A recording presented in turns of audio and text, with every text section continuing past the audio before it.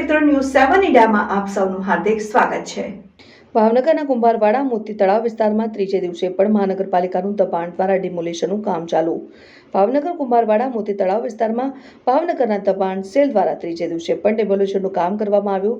સતત આક્રોશ અને ઘરવિહોણા થઈ ગયેલા લોકો દ્વારા સત્તાધારી પક્ષ સામે આક્ષેપ કર્યા। આવા મેગા ડિમોલિશન સામે લોકોનું સત્તાધારી પક્ષ પાસે જે લોકો ઘરવિહોણા થઈ ગયા છે તેને ઘર સામે ઘર મળે તે માટે જે મકાન કાયદેસર હોવા છતાં તોડી પાડવામાં આવતા હોય, અમુક મકાન જે ગેરકાયદેસર હોવા છતાં તેની સામે ભાવનગર મહાનગરપાલિકા દબાણ સેલ વિભાગવાળા કોઈ જાતની કામગીરી કરતા નથી તેવા લોકોના આક્ષેપ કરતા હોવા જોવા મળ્યા।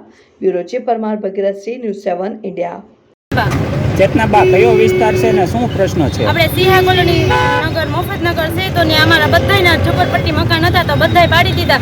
અત્યારે આ કોર્પોરેટર બાબુ મેયર અને એ બધાય છે તો એના મકાન અત્યારે ઉપર ચડીને બધા બેસી ગયા છે।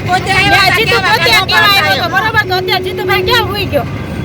એટલે તમારો આક્ષેપ શું છે કે ભાજપ વાળાના મકાન નથી પડતું ને અમારા નાના માણસોના મકાન માથે પાડી દીધા। અમારા લીટા નહોતા ને તો લીટા પ્રમાણે ન લીધું પણ બધા આખું બધું પાડી દીધું ને અત્યારે એ લોકો જો અમને કોઈ વસ્તુ નથી લેવા દીધી। અત્યારે બધા એવું કહે કે અમે અમારી રીતે પાડી દઈશું તો અત્યારે રીતે ન પડાય। ઉપરથી કીધું કે આમ જીસીબી લઈ લો તો આમ જીસીબી લઈને ઝાડવાઈ જોઈને પાડતા હતા તો અમારા મકાન પરસેવાથી વાયરસ એમને ભાજપે રૂપિયો આપ્યો ને અમે ઘર નથી ભર્યા એ લોકો ઘોડે।